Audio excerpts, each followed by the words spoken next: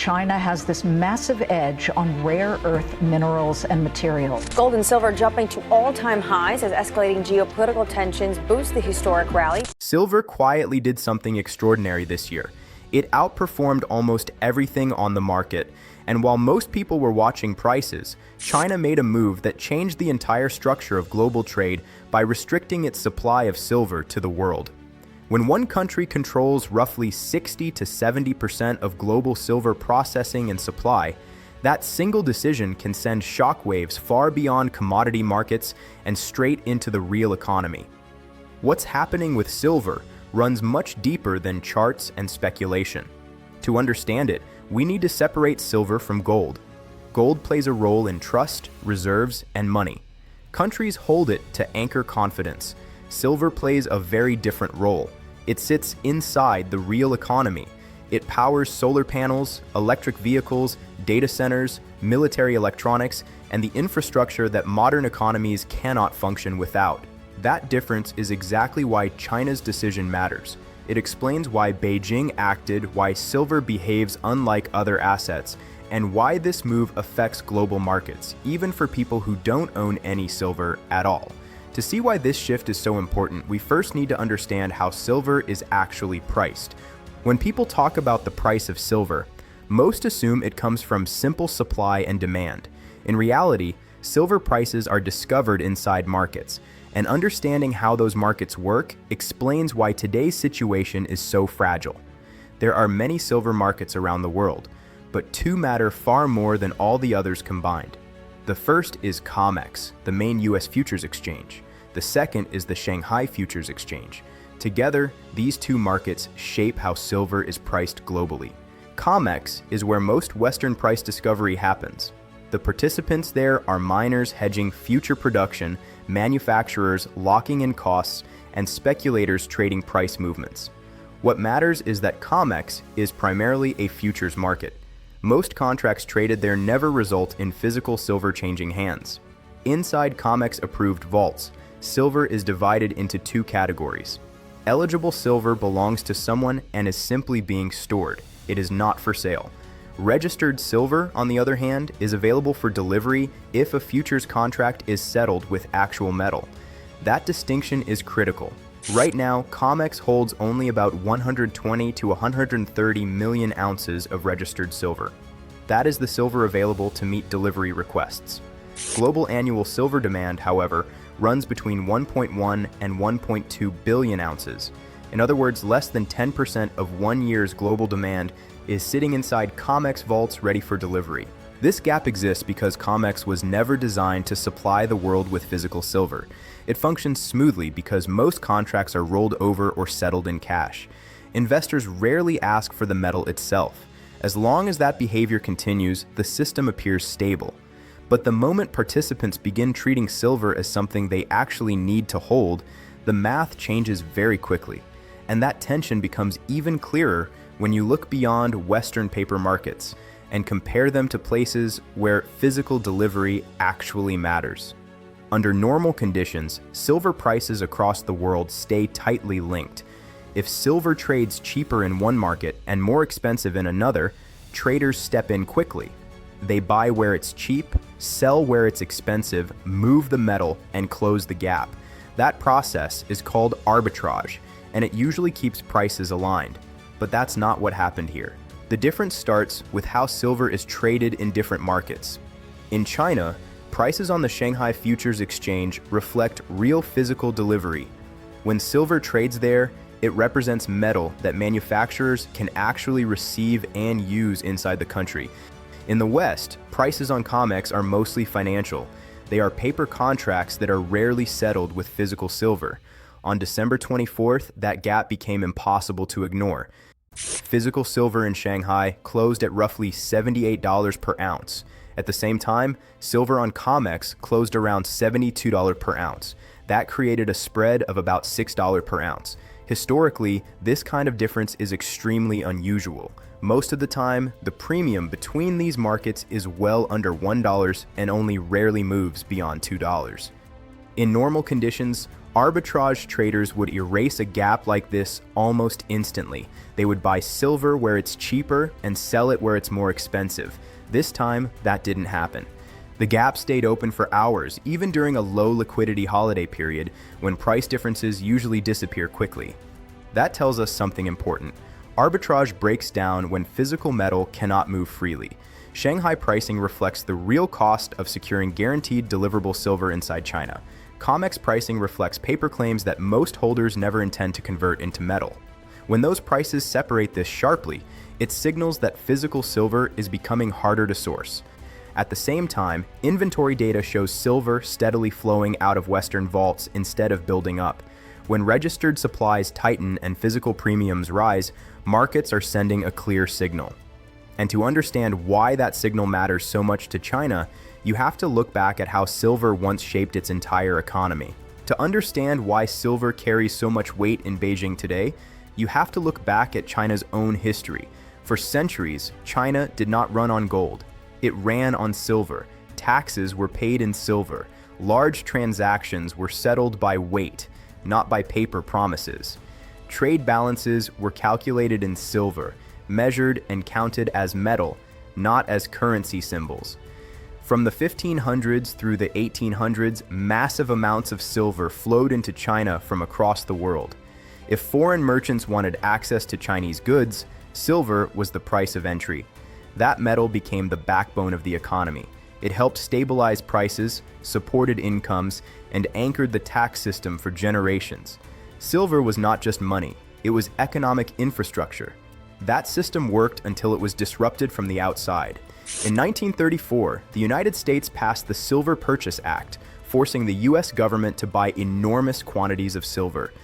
The result was a sharp surge in global silver prices. For a country built on a silver-based system, that surge was devastating. As silver prices rose, metal began flowing out of China. Money drained from the economy. Prices inside the country started falling. Deflation took hold. At first, lower prices seemed manageable, but over time, they discouraged spending, investment, and hiring.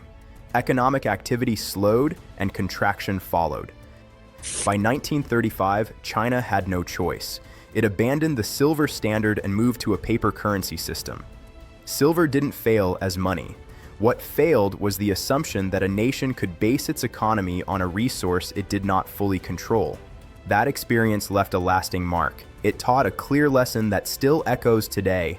When your economy depends on a critical material controlled elsewhere, it can be used against you. That lesson never disappeared. It quietly shaped how China thinks about silver now. What China just did with silver looks technical on the surface, but strategically, it's a major shift. Beijing reclassified silver under its dual-use export control framework.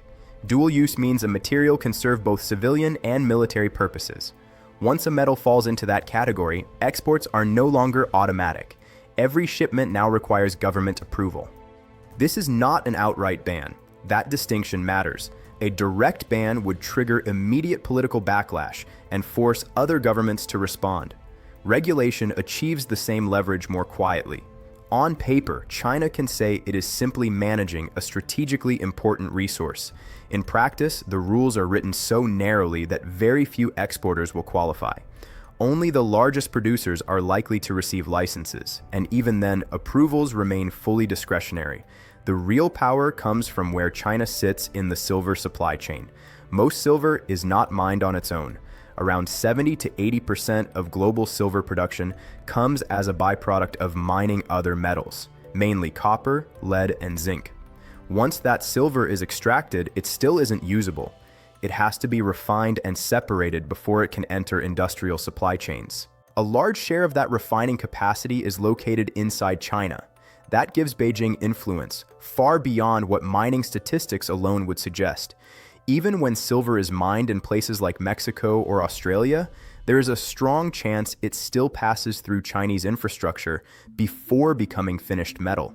Starting January 1st, 2026, that infrastructure becomes a checkpoint. China will have the authority to decide whether refined silver leaves the country and under what conditions. That turns an open global market into a gated one. This move changes how silver flows, who gets priority access, and who is forced to wait. And it wasn't improvised.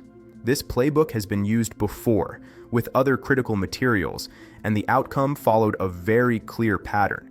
China has already used this exact strategy before, and the rare earths market shows how it plays out. In the early 2010s, Beijing reclassified rare earth elements as strategically important materials. Export quotas were introduced. Licensing requirements followed. On paper, exports were not banned. In reality, China gained the power to decide who received supply and who did not. Prices surged, governments panicked, and supply chains that were assumed to be secure suddenly looked fragile. Today, the result of that process is clear. China controls roughly 80 to 90% of global rare earth refining. The United States, Europe, and Japan all tried to rebuild their own capacity, but rebuilding refineries proved slow, expensive, and politically difficult. In many cases, it took more than a decade just to partially reduce dependence, and even now, alternative supply chains remain incomplete. Silver follows the same blueprint, but the risk is larger. Rare earths are critical, but they are specialized. Silver is everywhere. It is used in solar panels, electric vehicles, data centers, military electronics, satellites, and industrial systems that modern economies rely on every day. There is no easy substitute at scale. Because of how silver is produced and processed, higher prices do not quickly unlock new supply. When access tightens, industries cannot pause production or wait out the market. Demand continues, even as availability becomes uncertain. Think of it like this: if coffee doubles in price, people drink less. If insulin doubles in price, demand doesn't disappear. Silver behaves much closer to insulin than coffee. Industries cannot simply stop buying it. That is why what happens next is not driven by forecasts or price targets. It's driven by how companies, governments, and supply chains respond when access to a critical material becomes uncertain. Before going any further, one point has to be clear. This is not a silver price prediction. No one knows where silver will trade next month, next year, or 3 years from now. What matters is how silver has historically behaved when supply pressure and structural shifts begin to build. For most of its history, silver does almost nothing. It can sit flat for years, sometimes even decades, with very little movement. Then something changes. And when it does, silver has a habit of moving very fast. That pattern has repeated more than once. In the late 1960s and throughout the 1970s, silver doubled more than once. Between 1979 and 1980, it surged from roughly $6 per ounce to over $50 per ounce in just over a year. What separates silver from most assets is that scarcity does not pause demand. When access tightens, industrial users and governments continue operating.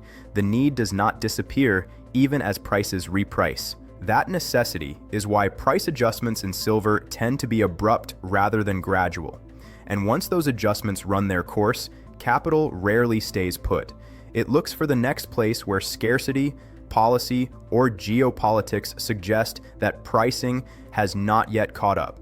Which brings us back to the bigger picture, because this story was never really about price action. It's a story about leverage, about who controls money, production, and who controls the materials the modern world cannot function without. China learned this lesson a century ago, and today it's applying it with precision. Gold builds trust, silver shapes industry, rare earths decide technology. In a world moving away from cooperation, control decides who moves forward and who has to wait. So what do you think happens next? Where does capital go when this cycle turns again? Share your thoughts in the comments, hit like if this helped, and subscribe for more deep dives like this.